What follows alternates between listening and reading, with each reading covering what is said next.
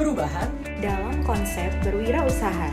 Dengan kegiatan pelatihan kewirausahaan mencetak wirausahawan unggul dari sekolah menengah kejuruan, kami harap adik-adik SMK dapat memahami lebih dalam ilmu kewirausahaan, mengaplikasikannya dalam kehidupan sehari-hari, dan memulai bisnisnya sendiri. Maka, kami mengundang adik-adik sekolah menengah kejuruan Triguna 1956 untuk hadir dalam pelatihan kewirausahaan kami agar sama-sama kita belajar berwirausaha dan membangun bisnis kita sendiri. Sampai ketemu di pelatihannya. Dadah!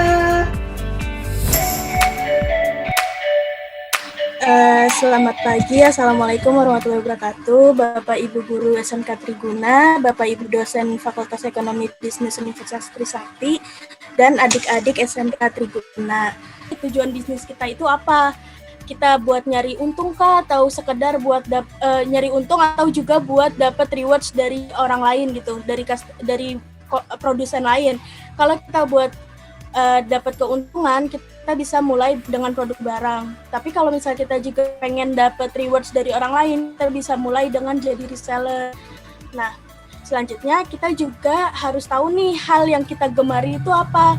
Misal contohnya kita suka makan, ya udah kita pikir gimana ya kalau misalnya kita bikin bisnis tentang di bidang kuliner kayak gitu. Pikir seperti seorang kreator. Maksudnya itu seperti tadi yang udah diceritain, hampir sama kayak identifikasi masalah. Kita harus tahu apa sih masalah-masalah yang ada di lapangan. Kita juga harus tahu cara-cara menghadapinya gimana.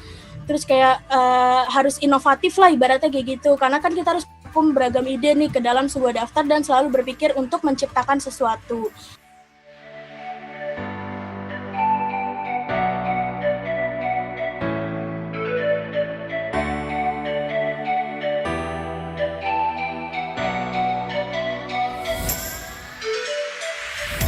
Selanjutnya, segmentasi pasar berdasarkan pekerjaan, berdasarkan kebutuhan akan kegiatan pekerjaan konsumen. Nah, di tengah pandemi gini, beberapa pekerjaan itu kan dirumahkan. Kebutuhannya juga udah beda nih. Kalau dulu waktu ke kantor itu, misalkan baju yang bermerek atau baju yang bagus, atau kayak misalkan tas kerja yang mahal gitu, yang dijadikan pertimbangan.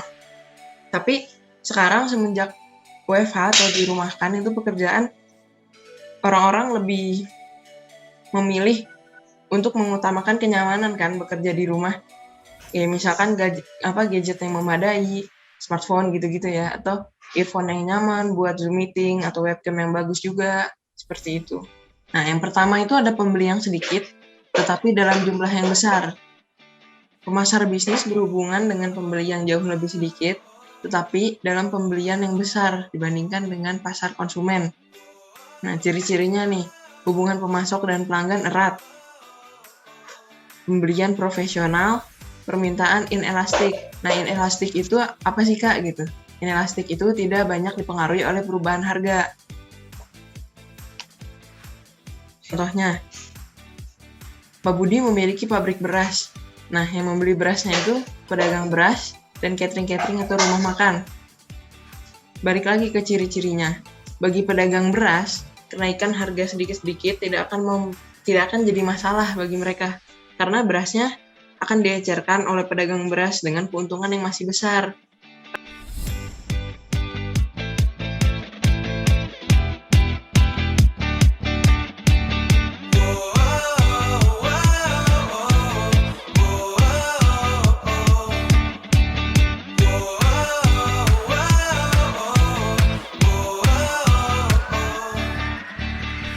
Kunci. Semuanya ini ketiga-tiganya itu kunci partnership, kunci aktivitas. Kunci aktivitas ini itu adalah apa sih aktivitas yang akan kita lakukan untuk usaha kita? Bagaimana sih produk yang kita hasilkan ini agar menjadi produk unggulan itu kunci kegiatannya apa? Nah, terus itu ada key resources. Nah, resources ini adalah sumber daya. Sumber daya itu bisa macam-macam. Nah, setelah apa itu key activities, sebelumnya saya akan mendefinisikan dulu. Key activities merupakan bagian dari model bisnis yang menyatakan kegiatan-kegiatan penting atau kunci dari kegiatan yang harus dilakukan perusahaan atau usaha agar bisnisnya berjalan. Key activities ini dapat berupa kegiatan untuk menciptakan dan menyampaikan value proposition atau suatu nilai dari produk yang dijual, dan juga untuk menjangkau pasar, serta mempertahankan customer relationship serta kestabilan dari kualitas produk yang dihasilkan atau dijual.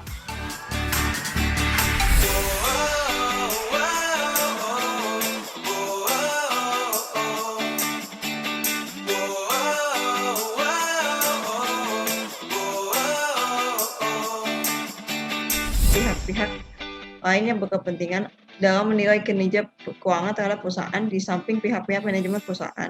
Nah, ada juga tujuan khususnya, yaitu laporan keuangan adalah menyajikan posisi keuangan hasil usaha dan perubahan posisi keuangan lainnya secara wajib.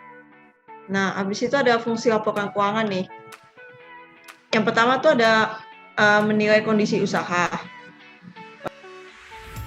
Pemakai laporan keuangan. Jadi ini maksudnya kayak kita tuh bisa bisa melihat atau membaca laporan keuangan. Nah, ini ada investor, terus habis itu ada karyawan, ada pemberi pinjaman, ada pemasok dan kreditor, perbankan, pemerintah, dan juga masyarakat. Jadi kayak benar-benar tuh misalnya buktinya tuh harus benar-benar ada, jangan kayak bohong gitu, terus dapat diperbandingkan tuh maksudnya gimana? Jadi kayak misalnya ada laporan keuangan PTA 2019 sama PTA 2020. Nah, itu kan bisa diperbandingkan tuh. Misalnya pendapatannya sekian, terus bebannya sekian, kabar ruginya sekian, misalnya PTA di 2019.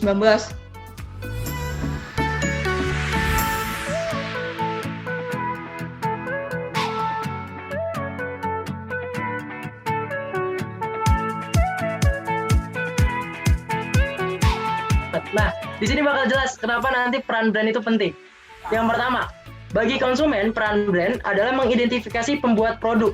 Kalau dari 4 gambar ini kita tahu nih, orang yang bikin produk enak, produk Mustika Jaya, produk Patrol, sama produk Devi, pasti orangnya beda. Kalau mengidentifikasikan pembuat produk, artinya kita bakal tahu siapa yang bikin produk ini. Kalau produk enak, misalkan yang bikin itu, produk enaknya namanya Bapak Enak gitu kan. Kalau yang produk Mustika, misalkan namanya Ibu Mustika. Gitu kan, perbedaan. Nah, apa sih bedanya? Ternyata kalau Pepsodent itu lebih ke arah penggunaan sehari-hari, dia lebih enak buat penggunaan sehari-hari. Terus Close Up itu lebih memberikan kesan kesegaran gitu, misalkan seperti itu. Nah, dari pembedaan inilah mereka berusaha untuk membuat suatu merek. Makanya untuk yang tadi bikin seger ini dimerekin sebagai Close Up. Terus yang sebagai untuk mungkin pemulih gigi ataupun perawat gigi disebut sebagai Pepsodent gitu, dimerekin sebagai Pepsodent.